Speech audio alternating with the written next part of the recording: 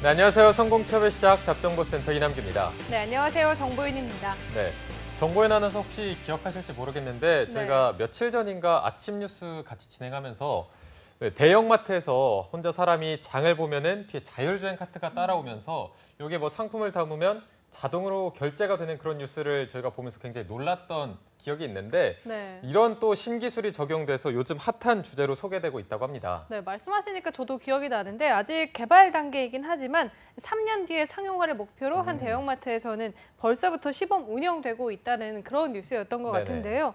이런 쇼핑카트가 등장하면서 한편으로는 소비자 입장에서는 더 편리해지고 더 편해질 것 같긴 한데 또 한편으로는 이런 것들이 이제 신기술 때문에 좀 사라지는 직업도 있지 않을까, 일자리를 잃는 사람들도 있지 않을까 그런 생각도 듭니다. 네, 뭐 말씀하신 것처럼 과학이 발전되면서 신기술이 발전할수록 고용시장이 위축되는 건 어쩔 수 없는 것 같은데 그래도 한 가지 좋은 점은 그에 맞춰서 신직업들이 탄생하고 있다고 하니까 조금이나마 고용시장이 안정화됐으면 하는 바람입니다. 네, 그래서인지 오늘 김균 박사님이 소개해 주실 새로운 신직업이죠. 신비한 신직업사전에서 소개될 직업이 뭔지 더 기대가 되는데요.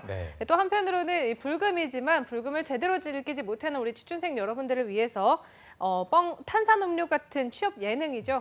배고픈 구직자들을 위한 공론회, 배구공도 오늘 준비되어 있습니다. 네, 지난주에 이어서 채용 갑질 2탄이 계속해서 이어진다고 하는데요. 채용 갑질에 대한 현준쌤과 민혁쌤의 속 시원한 강스파이크 기대해보면서 잡정보센터 금요 스페셜 배구공부터 먼저 만나보시죠.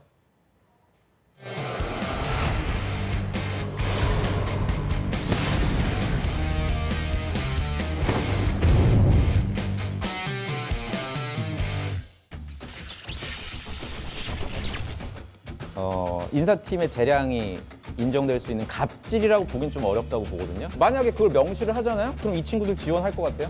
안 하죠. 지원 안 하지. 갑질이라고 생각해요? 저는 갑질. 왜냐면 저는 인권위원회 간사기 때문에 항상 우리 학생층의 편에 섭니다. 맥락이 없으니까 아니 뭐 근거가 있어야 될 거 아니에요? 근거? 아니 왜냐면은 취준생분들이 집단화돼서 자기들의 목소리를 한 군데 모여가지고 그걸 발설을 해주셔야 돼요. 그런 거에 대한 통로를 이 배구경에서 해주시면 됩니다. 배구공. 배구경이 아니라 배구공. 직무 배치까지도 왜 우리 마음대로 못 해주냐고 하면은 그럼 인사팀이 없어야지 뭐 사실. 그 예전에 물어보고 싶었던 사례가 사실 그 포스코에서도 한번 그 광양이라든지 포항에 이제 그 공장이 있으니까 그때 신입사원들한테 일정 부분 현장 근무 체험을 위해서 그쪽 지역에서 일을 할 수 있다. 근데 기간에 명시는 안 했어요. 기간에. 근데 알고 보니까 어떤 지원자가 가서 보니까 인사팀에서 3년 동안 있어야 된다고 해버렸더라고요. 그래서 그 친구가 이제 한번 사연 올렸던 적이 있거든요. 혹시 그때 계셨나요? 그때 당연히 있었고 그건 같은 애죠, 걔가. 예를 들어서 포스코 지금 한참 아마 채용 거의 마무리됐을 텐데 현장에도 그럼 근무할 생각도 왜냐면 포스코는 본사가 어딘지 알아요? 포항? 정답. 보통 사람들이 서울로 생각해요. 포스코 본사를 대치동에. 거기는 이제 나같이 잘난 사람들이 가지. 그러니까 본사 같은 경우에 좀 이럴 때 끊어주면 안 돼. 차라리 날 죽여줘. 그냥 그러려니 하는 본사에 가는 게 되게 당연하다고 인사팀에선 생각을 해서 그게 뭐 물론 정해놓은 게 이제 3년이지만 그 전에 다 서울 근무 시켜줘요. 근데 그걸 갖다가 뭐 왜 미리 통보를 안 했냐. 그거는 이제 회사 차원에서 직원을 교육시키고 좀 발전시키기 위한 게 현장 근무 시키는 게 맞다고 판단해서 그런 거거든요. 그래서 이게 되게 아다르고 어다른 건데 사실 이걸 해결하는 가장 단순한 방법이 있어요. 공고에 명시를 해주면 돼요.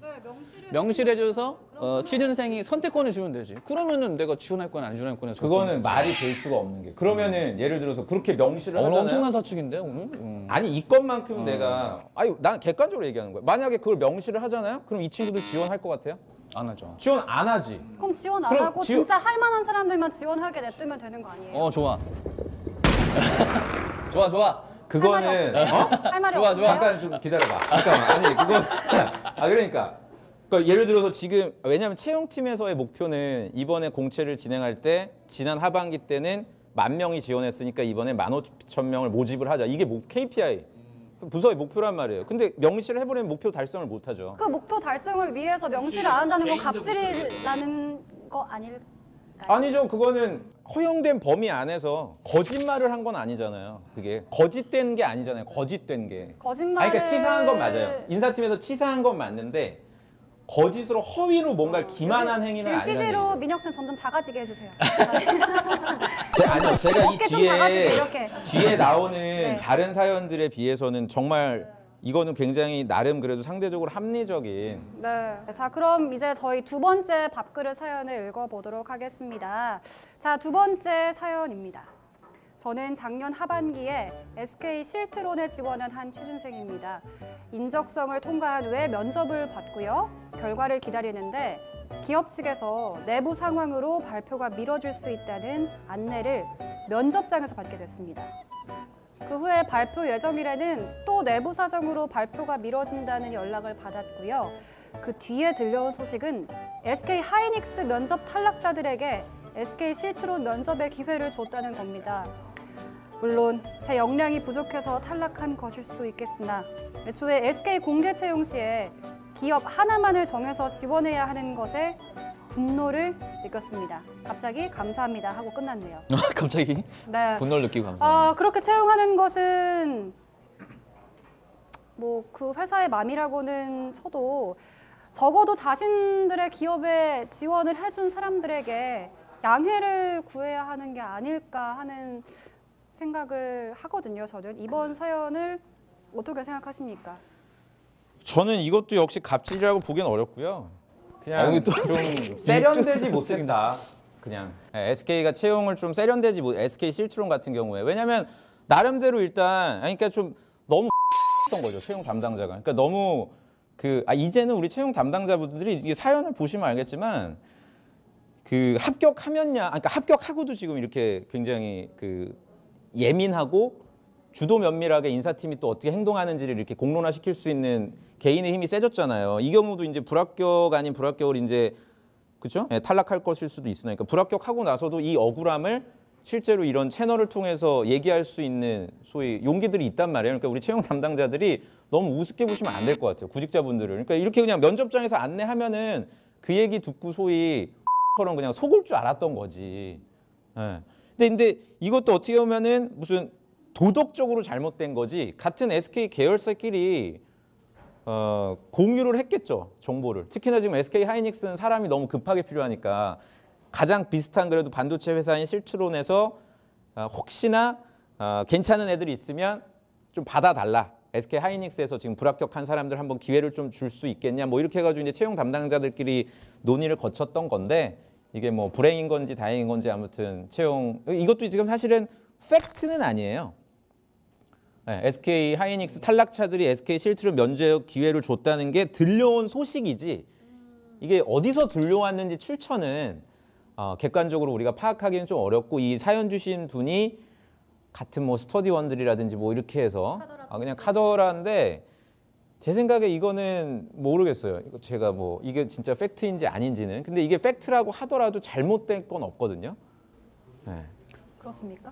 저는 이 사연을 바탕으로 해서 SK를 좀 한번 까볼까 하는데 SK 저는 사실 좀 좋아하긴 해요. 실제로 제가 아마 방송에도 말씀드렸다시피 SK텔레콤을 굉장히 가고 싶어 했었고 하지만 나를 떨어뜨렸지. 그래서 그때 기회를 받아서 SK가 이제 정말 그 하이닉스가 확실히 사람이 진짜 급하긴 급한가 봐요. 하이닉스도 그렇고 SK 전체 계열사가 스펙을 너무 좋아해요. 그러니까 어떻게 보면 되게 아이러니한 게 SK는 진짜 자소서만 보고 서류를 통과시키기로 유명한 기업이거든요. 그래서 학교의 변별성이 굉장히 없어요. 통과된 합격 자소서들 보면은. 근데 결과적으로 최종 합격자들 보면은 또 고스펙자들이 엄청나게 많아요.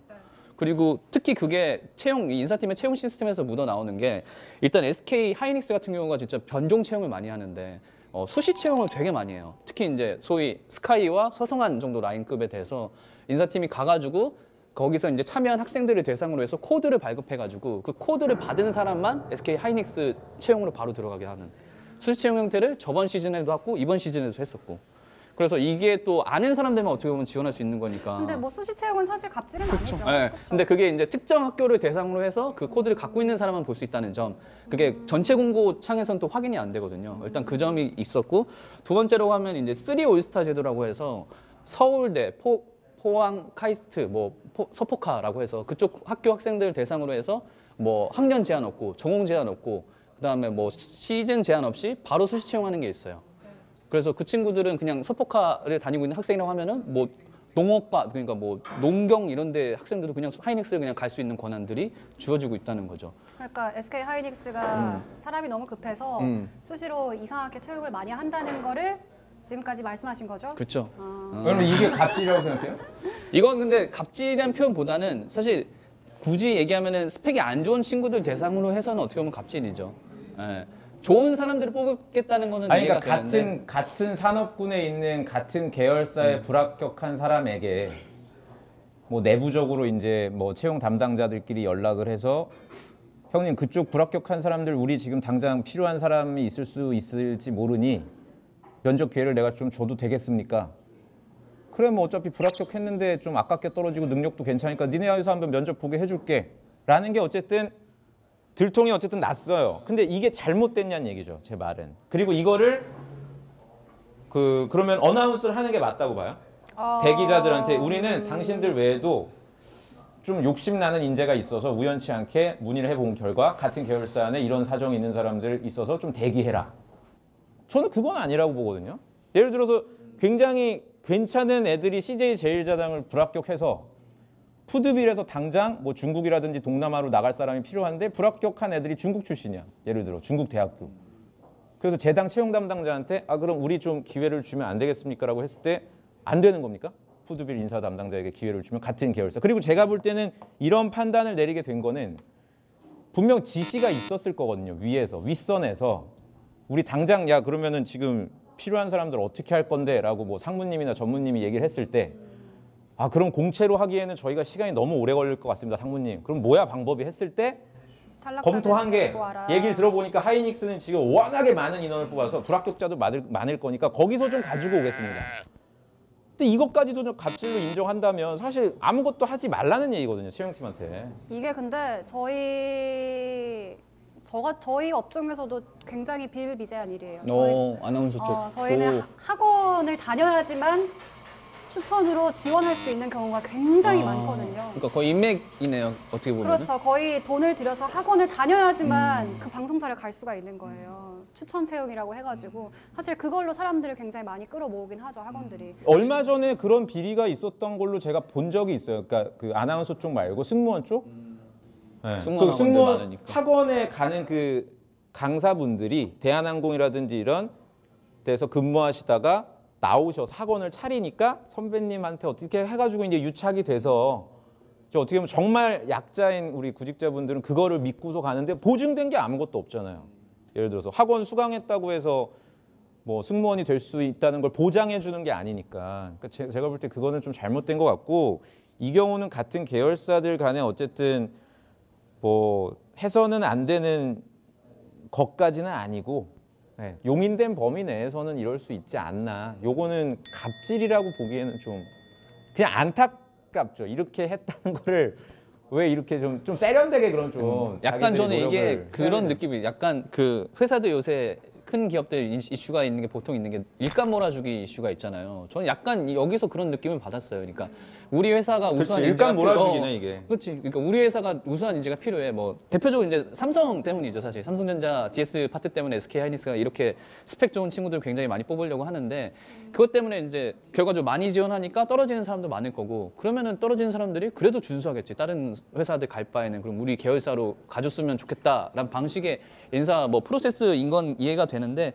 어쨌든 그런 부분에서는 사실 공정한 선택권을 받는 건 아니잖아요. 저는 그런 부분에서 좀 말씀드리고 싶어요. 그러니까 모든 사람들한테 공정한 기회를 줬었을 때 떨어지면 어쩔 수 없지. 그게 뭐 필터링도 사실 어떻게 보면 객관적인 기준이죠. 그걸 점수화해서 한다고 하면 그건 객관적인 기준인데 이거 같은 경우는 어쨌든 그게 특히 SK 같은 경우는 LG망밖에 하나밖에 또 계열사를 못 선택하니까 실트론을 위주로 선택했던 친구들한테는 오히려 회사에 로열티를 혹은 너 지원하는 부분에서 다시는 지원하지 않게끔 하는 반감을 생길 수 있는 좀 그런 이슈이지 않았을까라는 생각을 해봤어요. 네. 그러니까 앞서 봤던 두 사연 다 제가 볼 땐 좀 논란이 될 수 있는 명확하게 갑질이라고 보기에는 좀 어려운 주관적으로 해석될 수 있는 사연이어서 만약에 우리 시청자분들이 이런 느낌의 경험을 했다고 하면은 그냥 잊으세요. 이거는 그러니까 명확하게 갑질이라고 인식된 경우는 절차를 밟아서 뭐 인권위원회라든지 이런 데다 제소를 걸고 해서 채용팀을 압박할 수 있는 절차가 있는데 이거는 좀 안 될 것 같아요. 예, 본인들에게 도움이. 그럼 이런 비슷한 경우를 겪고 있는 취준생들에게 할 수 있는 조언은 민혁 쌤은 잊으시오. 만약에 이런 경험을 내가 직접 겪었다고 하면 정말 말 그대로 배구공의 사연을 보내주신다면 저희가 왜 저기 뭐죠? 그 김어준의 블랙하우스인가요? 거의 보면 강유미 씨가 기자로 나와가지고 막 다스 누구 거냐고 막 확성기에다 대고 막 하듯이 저희가 찾아가서 그러라고 또 있으니까 UNMC가 그러니까 가가지고 직접 전화를 걸고 SK 실트로 도대체 좋다. 뭐가 사실입니까? 이원 생중계. 왜 불합격자들에게 기회를 준 겁니까? 이렇게 할 수 있잖아요. 그러니까 저희를 좋다. 루트로 해서 최대한 여러분들이 사연을 좀 주시면 되죠. 아 농담이 아니에요. 정말 진짜. 저희의 그게 괜찮은데? 역할이라고 생각해요. 말씀 한번 해보세요. 하실 수 그렇죠. 있으시죠? 저희의 존재의 이유죠. 그게. 그치. 우리의 목적이지. 예. 그래서 제가 드리고 싶은 현실적인 조언은 삼성 가세요. 삼성. 삼성 가세요. 삼성은 이런 거 없어요? 삼성은 뭐 내부 정보를 좀 확인해 보니까 일단은 뭐 많은 분들이 알겠지만 실제 들어가시는 분들도 그렇고 학교 레벨을 진짜 안 봐요. 네, 학교 레벨을 잘 안 보고 학점이라든지 전공 정말 되게 집중 있게 보고 G스타트 점수에 대한 비중도 엄청 높죠. 또 외부적으로는 부분에서 확인 안 된 부분이 하면은 AI로 자소서를 평가를 해요. 삼성 같은 경우. 네. 그러니까 자소서에 대한 변별성이 사실 본인이 그 문맥상이라든지 뭐 엄청 막 디테일하게 잘 쓰지 않아도 사실 삼성의 학점이라든지 전공이 괜찮다고 하면은 들어갈 수 있는 부분이 훨씬 더 크다는 거죠. 물론 이제 그게 꼭 SK 하이닉스를 버리라는 얘기보다는 좀 더 명확하게 내가 자신감 있게 가서 붙을 수 있는 회사들 또한 그런 것들을 좀 실외로 예외적으로도 안 하는 회사들에 좀 지원을 하셔서 본인들이 그런 거에서 성과를 내면 좀 좋을 것 같아요. 대표적인 샘숭을 가는 게 네. 좋을 것 같다니 현실적인 조언이었습니다. 애플 코리아도 최근에 채용 갑질에 대해서 말이 많았는데요. 5월에 시작한 전형이 무려 7개월 동안 이어졌고요. 반년이 넘게 이어졌고요. 면접이 도대체 몇 번 남았는지 합격자 발표를 언제 하는지에 대한 정보 또한 전혀 주지 않았다고 합니다. 어떤 취준생분은 4번 면접을 보고 신원 조회까지 했는데 아무 연락이 없대요. 근데 합격자는 이미 발표가 돼 있었다고 합니다. 애플이 입사 일정도 공개하지 않고 이렇게 채용 갑질을 했는데 이것도 채용 갑질일까요? 아닐까요? 이것도 갑질이라고 보기 어렵습니다. 사실 이건 외국계 완전 아니요 이거는 공채가 아니라 외국계이기 때문에 철저하게 그냥 갑질이 아니라 갑이에요. 네. 그러니까 자기들이 왜냐하면 공채가 아니라 수시 채용이라 공채야 딱딱 정해진 날짜나 그 뭐 기간 내에서 끝내야 되는 목표가 정해져 있는데 이거는 해당 부서에서 그 필요로 하지 않으면은 언제 사람을 뽑을지 채용이 일어날지에 대해서 타겟팅 하지를 않거든요. 그러니까 이거는 외국계에 지원하는 특수한 경우라 이건 갑질이라기 보기가 어렵고 다만 좀 아쉬운 점은 좀 배려를 안 했다는 거죠. 7개월. 최소한 7개월 구글은 동안 9개월, 이뤘어요. 1년이야. 더 길어 구글 같은 경우에는. 그러니까 면접을 또 부분은 4번을 보고. 구글 9번 봐요. 네, 인터뷰 그래서 프로세스 구글이에요? 자체가 PNG 같은 경우에도 뭐 꽤 길게 보고. 그러니까 요거는 조금 우리가 논외로 할 필요가 있을 것 같아요. 외국계는 사실 좀 뭐 수시 채용이고 아무래도 인력 풀에서 땡겨가려고 하는 부분이니까 인력 풀에 일단 등록을 시켜놓고 거기서 자기네들이 TO가 빠지거나 좀 더 충원을 해야겠다 싶으면 그렇게 해서 데려가는 시스템이다 보니까 그래서 이런 전형 자체가 굉장히 길고 또 되게 의외 케이스로 가면 학생 중에 그 이번 면접에서 면접을 봤는데 뭐 인사 담당자는 되게 좋은 평가를 했는데 결과적으로 탈락을 해서 물어봤대요 개인적으로. 그러니까 왜 그러냐 하니까 임원이 그 친구의 전공이 마음에 안 들어서 떨어뜨렸다는 거예요. 근데 그 친구의 전공이 영문학과였어요. 영문학과. 그러니까 어떻게 보면 이 기준점이라는 게 사실 좀 뭐지?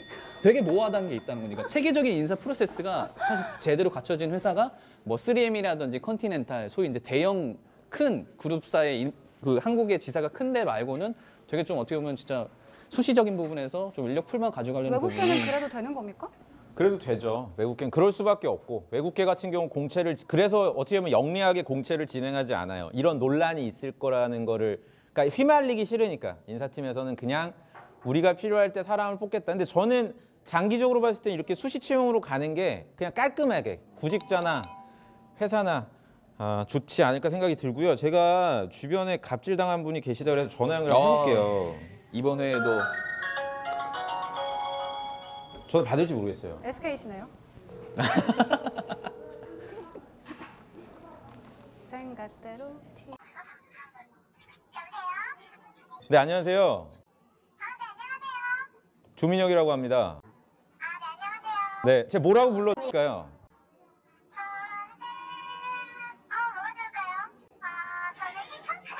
아, 신촌 씨요? 신촌을 못 가. 아, 그러시구나.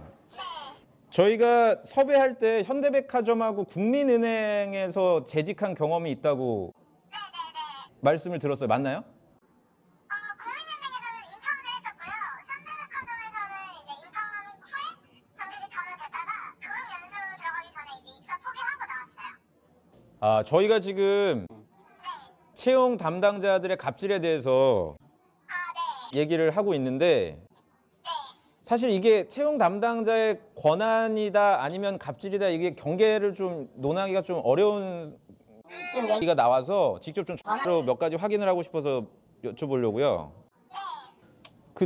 신촌 씨가 느끼기에 아까 저희 사연을 봤던 것 중에 갑질 사연이라고 느꼈던 분이 본인은 A라는 직무를 생각을 했는데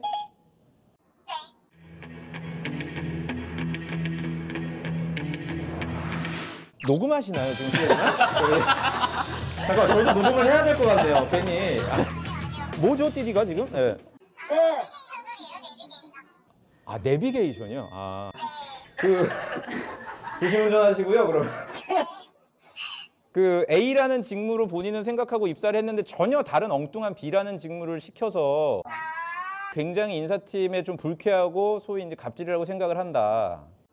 혹시 현대백화점에는 그런 경우가 없으셨어요? 예를 들어서 나는 신촌 쪽에 근무할 거라고 생각하고 인사팀에서 약속까지 했는데 근무지는 아무래도 이제 백화점 같은 경우에 지방이 몇 군데 있잖아요. 예. 근데 현대백화점 같은 경우에는 이제 현직자분들도 다 그렇게 말씀하시는 게 한 번은 갔다 와야 된다라고 말씀하시거든요. 아 지방 쪽에. 네, 한 번은 갔다 와야 돼서 미군 때 가는 게 편하다 이렇게 말씀하세요. 그게 약간 관행처럼 돼 있군요 그러면.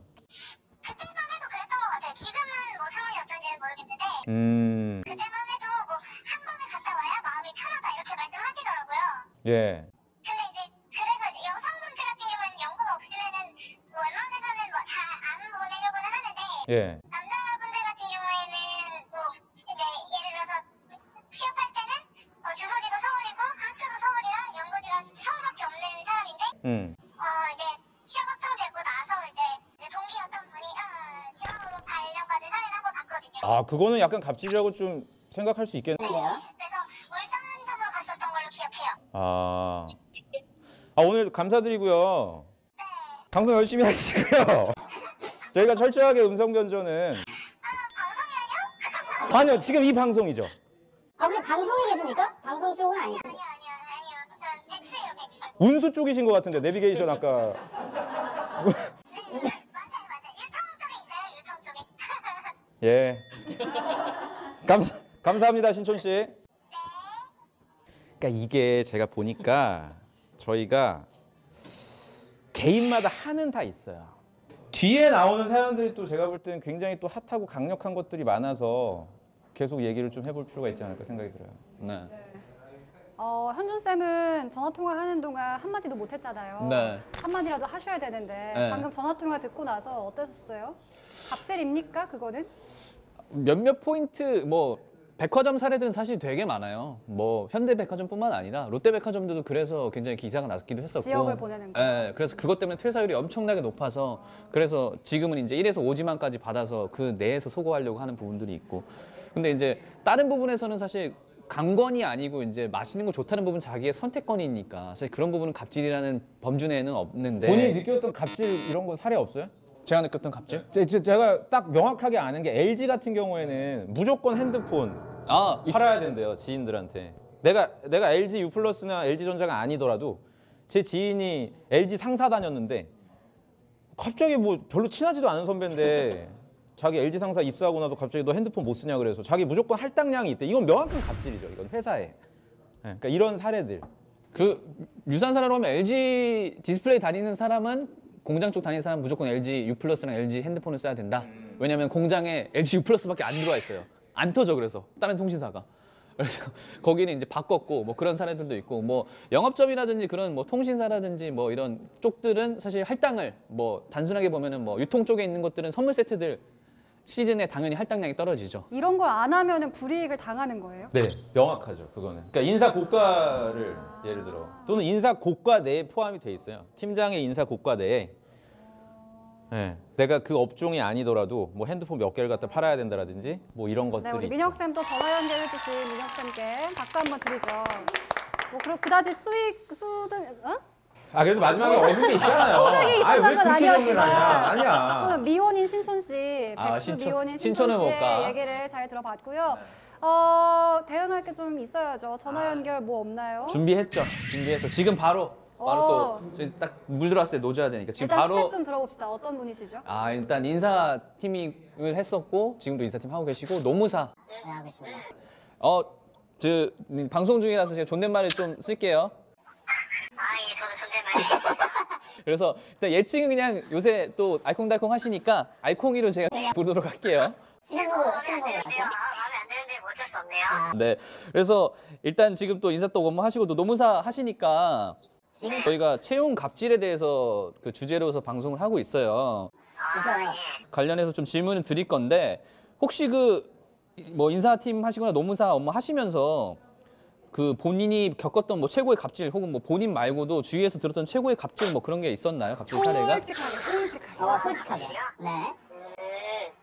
뭐 제가 면접까지 들어가진 않았는데 네. 나중에 이제 그 면접관 분들을 수행할 때 그런 얘기를 하시더라고요. 뭐 특히 여성분들한테 뭐 결혼하면 회사를 더 다닐 거냐, 결혼을 꼭 해야 된다고 생각하냐, 뭐 결혼한 여자를 회사에서 이렇게 뭐 복지 혜택을 줘야 되는 이유는 뭐냐 이런 것들을 물어봐서 뭐 지원자가 당황하는 모습을 보면서 즐거웠다는 또 이런 즐거웠다고? 얘기를 좀 하시더라고요. 진짜 그 임원 면접일 것 같은데 맞나요?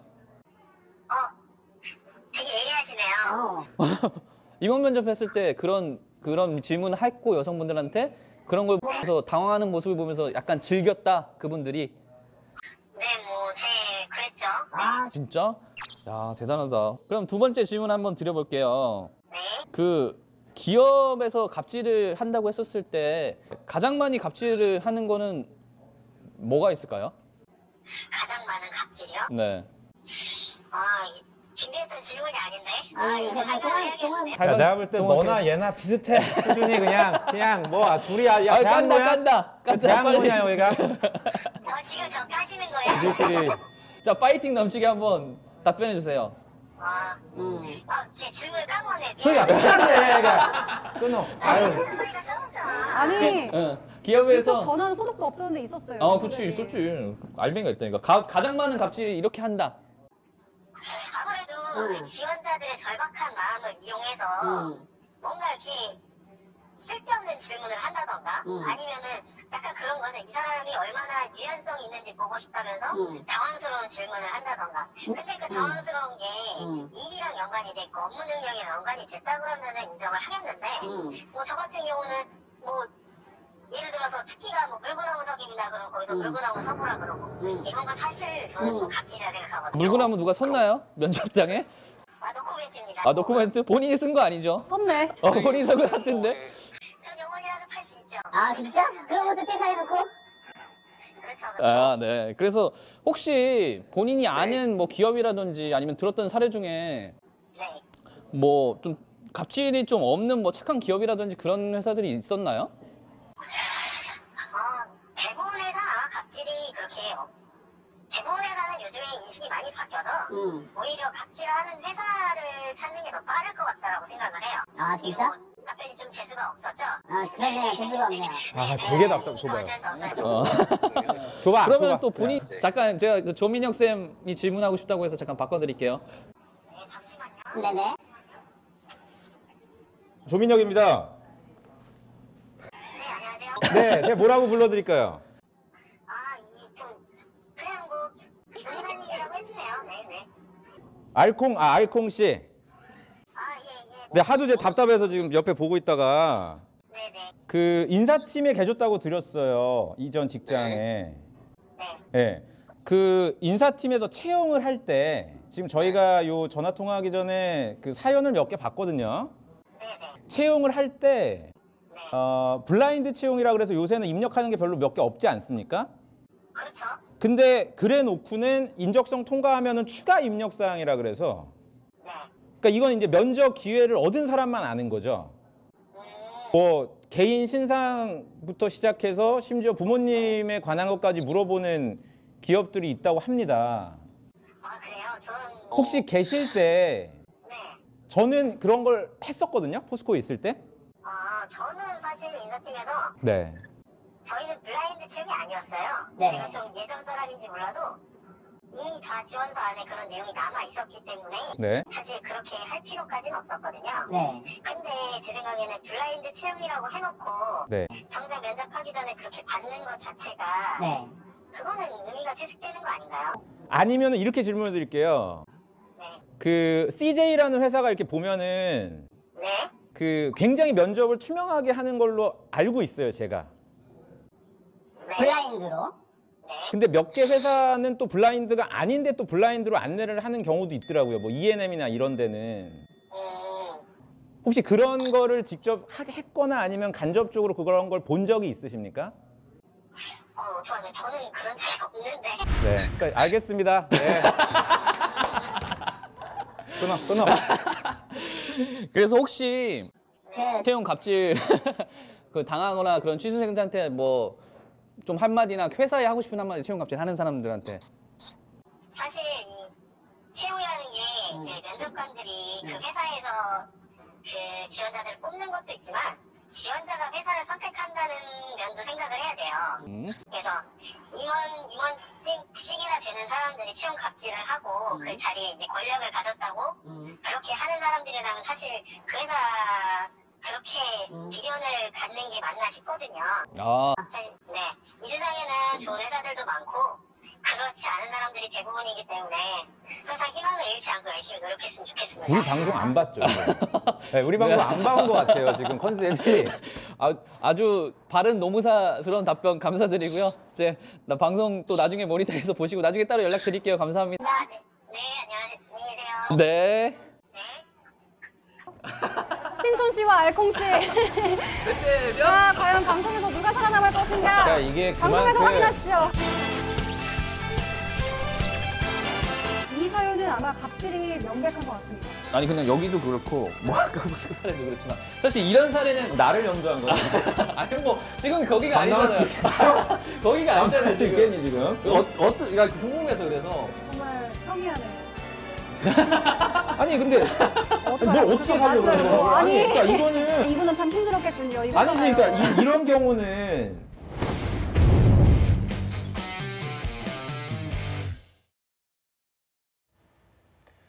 네, 배고픈 구직자들을 위한 공론회 배구공 오늘 채용갑질 두 번째 시간을 가졌는데요. 이게 다음 주면 또 채용갑질 3탄이 마지막이라고 하는데 벌써 아쉽습니다. 네, 맞아요. 벌써 아쉬운데 다음 주에도 더 시원한 얘기로 찾아온다고 하니까 우리 취준생 여러분 기대 많이 해주시기 바랍니다. 네, 잡정보센터 1부에서 준비한 소식은 여기까지고요. 잠시 후 2부에서는요. 한유진 캐스터와 함께하는 전국 각지의 생생한 채용 소식을 알아보는 일자리 방방곡곡이 준비되어 있고요. 네, 빠르게 변화되는 직업 트렌드에 대한 궁금증을 속 시원하게 짚어주는 시간입니다. 신비한 신직업사전도 준비되어 있으니까요. 네, 어디 가지 마시고요. 채널 고정!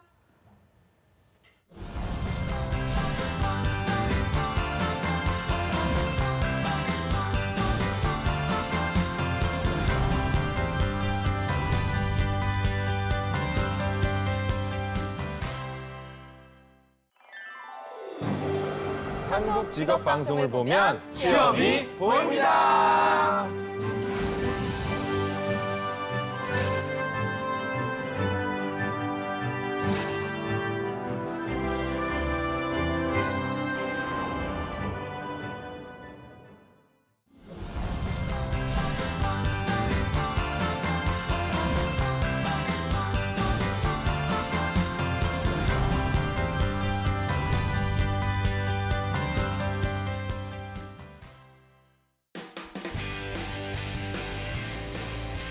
네, 성공초별 시작 잡정보센터 2부의 문을 활짝 열어봤습니다. 저희가 2부에서는요.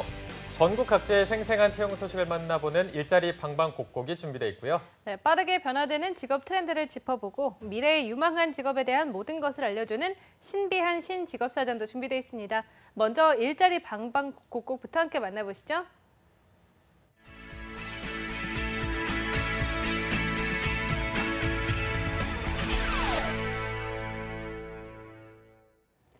네, 매일매일 전국 각지의 생생한 채용 소식을 알아보는 일자리 방방곡곡. 오늘은 경기도 먼저 연결해 보겠습니다. 이천 고용복지플러스센터의 이혜진 주무관님, 안녕하세요. 네, 안녕하세요. 이천 고용복지플러스센터 이혜진입니다. 네, 주무관님, 오늘은 어떤 일자리 소식 준비해 오셨나요? 네, 이번 주 소개해드릴 사업장은 이천시 구말리로에 위치한 철 구조물 및 기계 설비 제작 업체인 이레엔텍입니다. 이번에 건축 설계 CAD 업무를 담당할 CAD 사무원 2명을 모집합니다. 학력은 무관하나 경력은 최소 2년 이상 있어야 합니다. 주 5일 근무로 근무 시간은 오전 8시 30분부터 오후 6시까지이고 급여는 연봉 3천만 원입니다. 워드, 엑셀 등 컴퓨터 활용이 능숙한 건축학과 또는 건축설계학과 전공자를 우대한다고 합니다. 접수 마감은 채용 시까지로 이력서, 자기소개서를 팩스, 이메일 등으로 접수한다고 하니 자세한 사항은 워크넷 채용 정보를 확인하시기 바랍니다. 네, 2년 이상 경력의 CAD 사무원 1명을 모집할 예정이라고 합니다. 관련 구직자 여러분들의 많은 지원 바랍니다. 주무관님, 바로 다음 소식도 전해주시죠.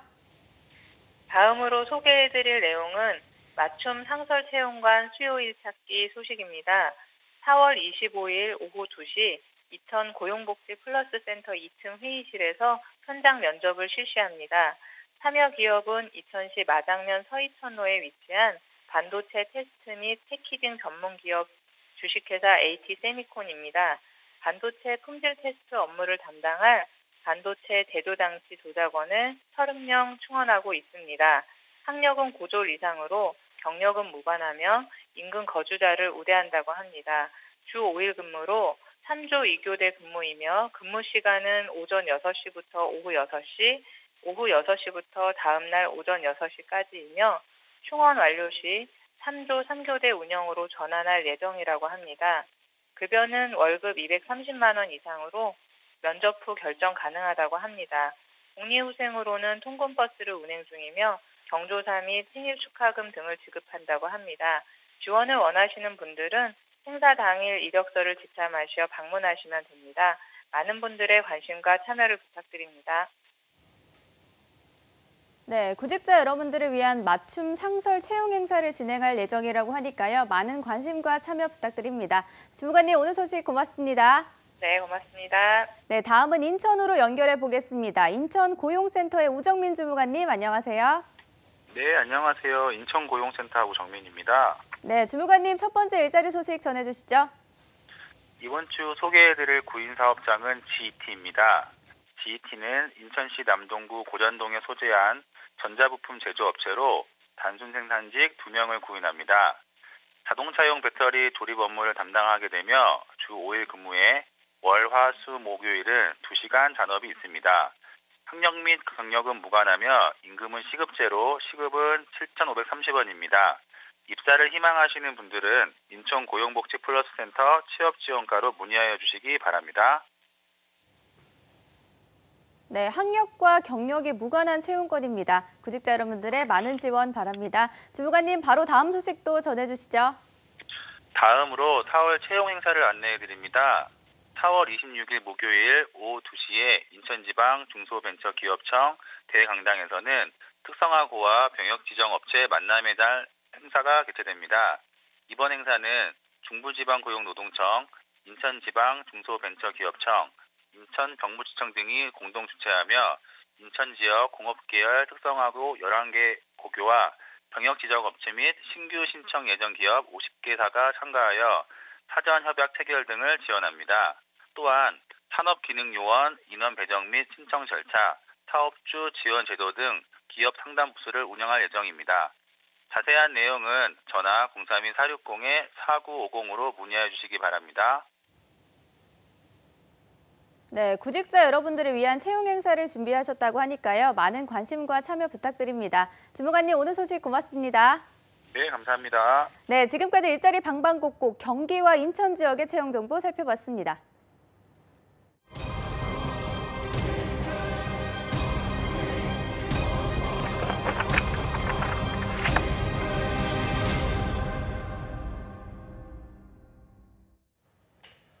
네, 내가 원하는 일이나 해보고 싶은 일을 찾아서 여러 직업에 다양하게 도전하는 취업준비생들이 늘어나고 있는데요. 이런 준비생들을 위해서 미래 유망 직업의 궁금증을 말끔히 해소시켜줄 신비한 신직업사전 시간입니다. 네, 직업 트렌드는 물론 다양한 직업 세계의 정보까지 소개해 주실 한국고용정보원의 김균 연구위원 자리해 주셨습니다. 어서 오세요. 네, 안녕하세요. 안녕하십니까? 네, 지난 한 주 또 굉장히 날씨가 좋았는데 한 주 동안 어떻게 보내셨나요? 네, 저희들이 하는 일이 보통 연구실에서 네. 뭐 자료를 찾는다던가 데이터를 분석하는 일이 대부분이기 때문에 네. 날씨 변하고 뭐 이런 것들은 잘 모르고 상관이 없나요? 살고 있는데요. 네. 사실 뭐 그거보다 제가 오늘 좀 말씀드리고 싶은 건 지난주에 네. 제가 좀 잘못된 정보 한 가지를 말씀드려요. 정말요? 네, 예. 어떤 거죠? 제가 우리 회사가 있는 그 충북 음성에서 서울까지 1시간이면 온다고 말씀드렸잖아요. 네네. 네, 잘못된 정보였습니다. 얼마나 걸리죠? 2시간이 걸리기 때문에 저희 회사 두 직원이 배나 걸리네요. 네네 아. 잘못된 정보를 전달했던 꼭 정정해 주길 바래서 더 힘든 거라고. 네네네 다시 알겠습니다. 말씀드리겠습니다. 네, 오늘도 그럼 2시간 걸려서 네네네 오신 건가요? 2시간 아이고. 걸렸습니다. 아, 이제 매주 참 먼 길 그 음, 고생 많으시게 오시는 것 같은데 감사하죠. 네, 오늘 추천해 주실 7번째 미래 유망 직업은 어떤 건가요? 네. 오늘날의 우리들은 컴퓨터나 스마트폰을 사용해서 인터넷으로 물건을 구매한다든가 SNS를 사용한다든가 혹은 은행 업무를 보는 것이 아주 일상적인데요. 네네. 사실 우리가 모른 채 사용하고는 있지만 우리가 검색하고 사용하는 모든 것들이 사실은 데이터로 축적되고 있습니다. 이렇게 축적된 데이터들을 분석을 해서 새로운 가치를 창출하는 사람들이 있는데 그분들이 바로 빅데이터 전문가입니다. 이게 빅데이터 전문가란 말들이 4차 산업혁명 시대가 도래하면서 이런 단어들이 많이 나오고 있는데 정보가 그렇게 많지 않다 보니까 이거에 대해서 정확히 모르는 분들도 많을 텐데 오늘 박사님과 함께 자세히 알아보도록 하겠습니다. 오늘 신비한 신직업사전에 빅데이터 전문가 이 직업을 선정하신 이유가 있을 것 같아요. 네네. 최근 들어서 빅데이터 산업이 미래를 예측한다든가 혹은 전략을 수립하는 분야에 있어서 급부상하고 있는 게 사실인데요. 네. 사람들이 어떤 분야에 관심을 많이 가지고 있고 어떤 자료를 많이 찾고 찾은 다음에 얼마나 머물고와 같은 것들을 찾아서 활용하는 빅데이터가 부가가치가 매우 높다라는 그런 자산으로서 인식이 되면서 네. 이 일을 업으로 삼는 빅데이터 전문가에 대한 관심이 증가하면서 유망 직업으로 생각하는 것들이 높아지고 있습니다. 따라서 오늘 신비한 신직업사전을 통해서 빅데이터 전문가란 어떤 직업인지 알아보는 시간이 되었으면 합니다. 네. 네, 신비한 신직업사전의 7번째 시간은요. 빅데이터 전문가가 어떤 직업인지 자세하게 먼저 영상으로 만나보도록 하겠습니다. 서울 강남의 한 빅데이터 분석 전문 업체.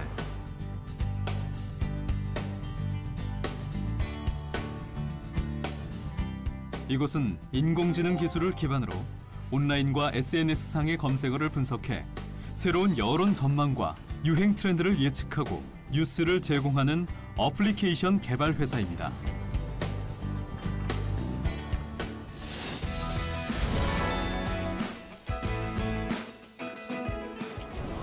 제가 하는 일은 주로 데이터 분석과 관련된 일을 하고 있고요. 저희 회사 같은 경우는 주로 소셜미디어 데이터를 다루는 일을 하는데 보통 소셜미디어라고 하면은 페이스북이나 트위터라거나 인스타그램이나 흔히 많이 사용하는 SNS 서비스들을 얘기를 하게 되고요. 소셜미디어 데이터를 다루는 일이 흥미로운 것은 사람들이 어떻게 인식하고 있는지에 대한 트렌드라거나 사람들의 그 마음속에 있는 어떤 단어들을 끄집어낼 수 있다는 것이 좀 재밌는 부분이라고 생각을 합니다.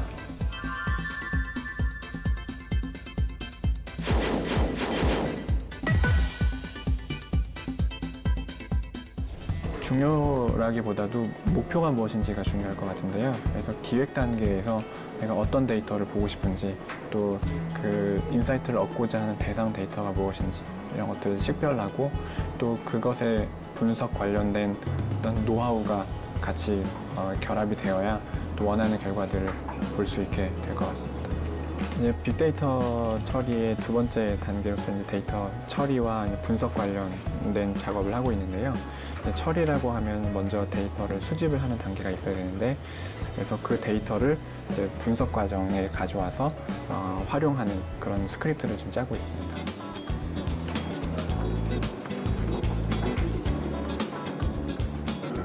마지막 단계라고 할 수 있는 시각화에 대한 건데요.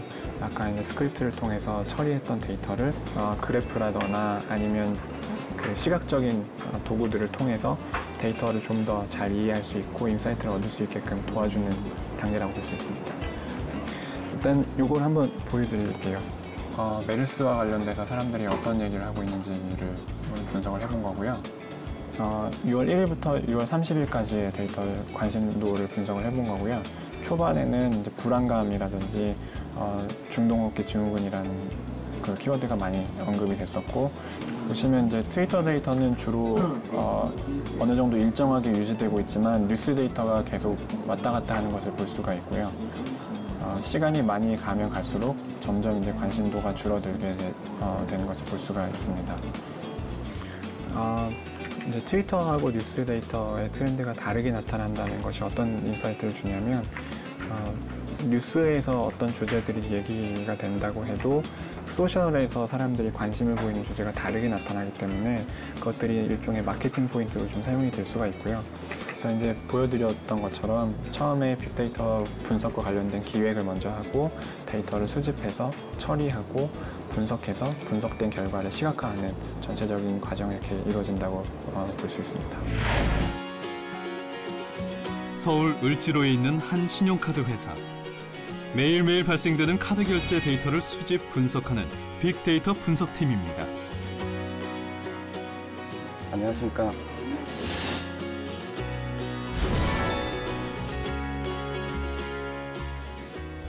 마케팅의 효과를 증대시키기 위해서 어떤 고객들한테 어떻게 접근을 해야 될지 가장 가망성이 높은 고객들을 발굴하고 그 고객들에서 전략을 제안하는 작업들을 하고 있습니다.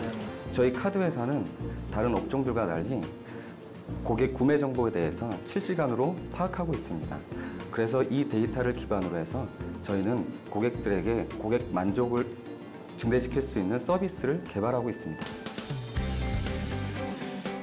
이 카드사의 회원 수는 약 1,200만 명. 실시간으로 기록되는 소비자들의 카드 사용 데이터를 수집해 구매 기록과 패턴을 분석함으로써 카드 고객과 가맹점에 맞춤형 서비스를 제공할 수 있는 마케팅 기법을 수립하고 있습니다. 그렇다면 사례를 한번 볼까요? 네, 이 그래프에서 보시는 것처럼 주중 낮 시간대 이용 고객들은 여성 고객들이 가장 많이 차지하고 있습니다.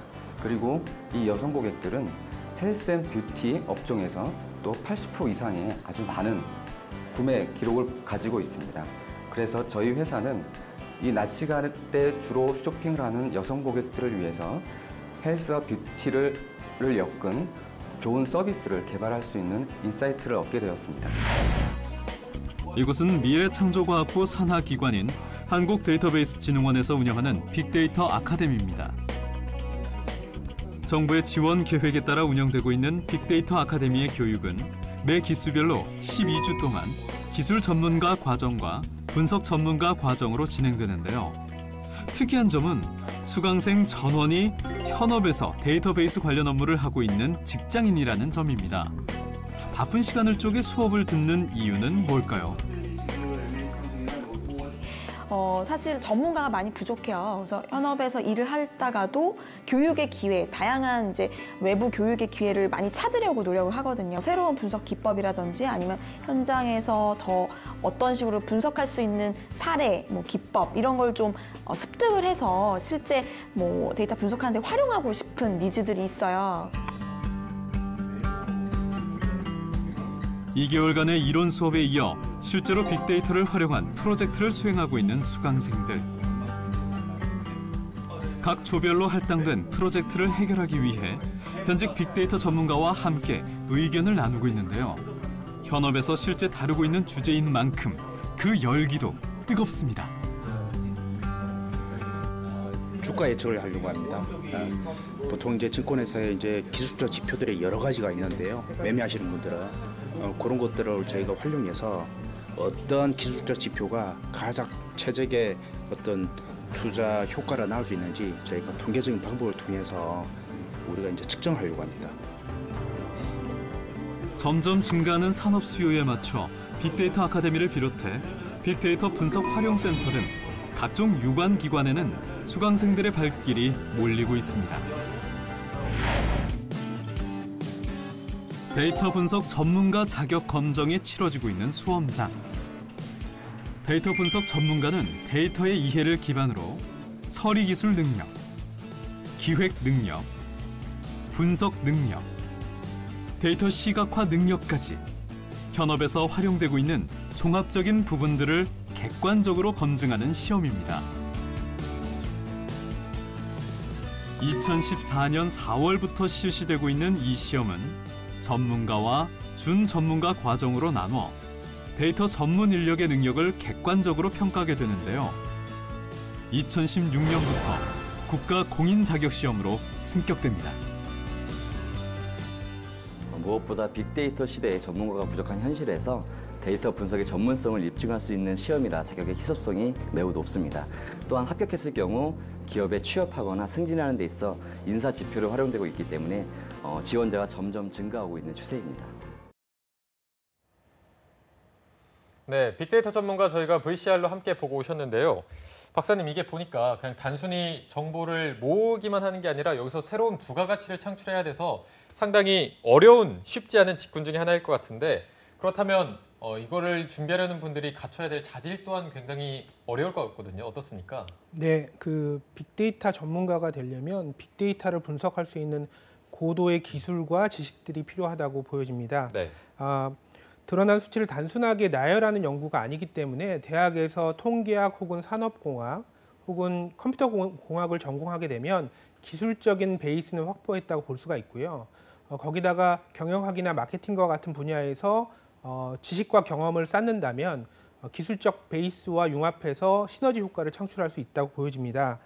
또한 분석에 있어서는 창의적인 접근이 필요하기 때문에 호기심도 필요하고요.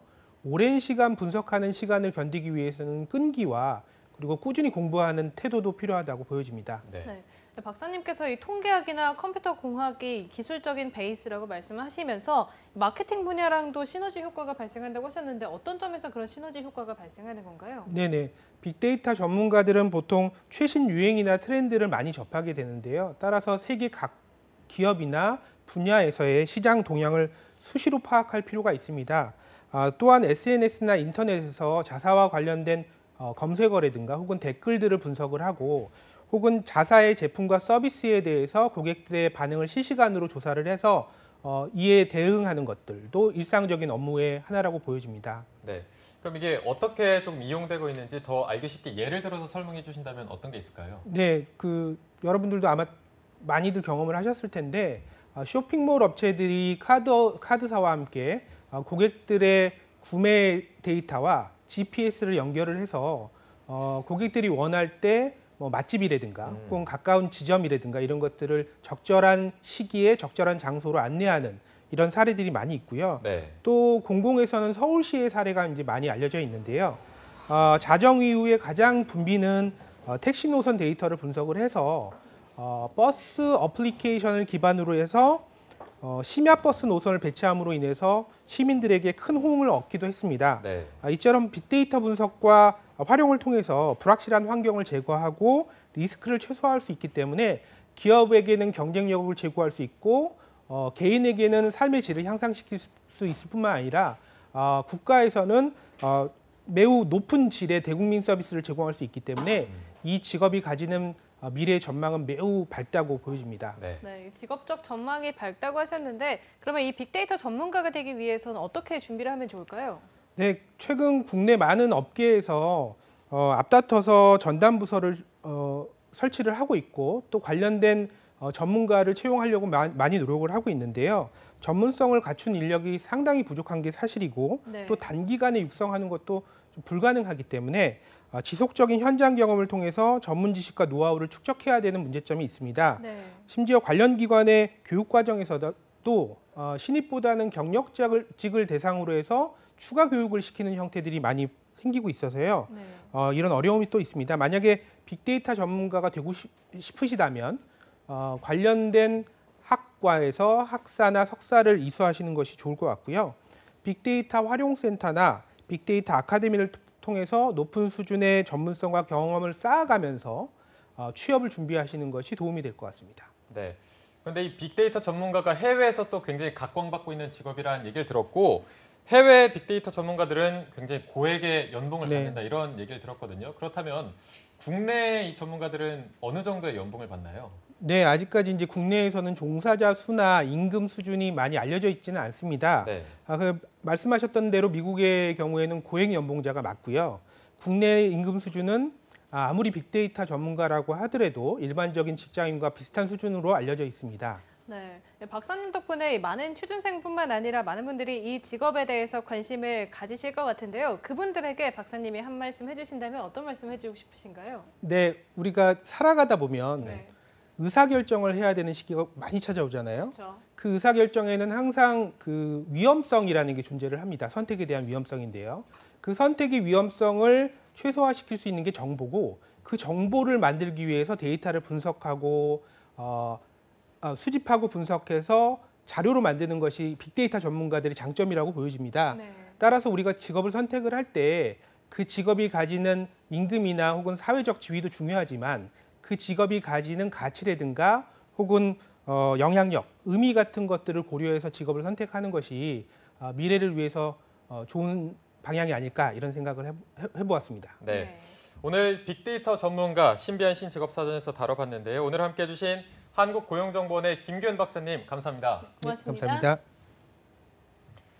네, 금요 스페셜 오늘 준비한 소식은 여기까지고요. 다들 평안한 주말 보내시기 바랍니다. 네, 저희는 다음 주 월요일 오전 10시에 다시 웃는 모습으로 찾아뵙겠습니다. 시청해 주신 여러분 고맙습니다. 고맙습니다.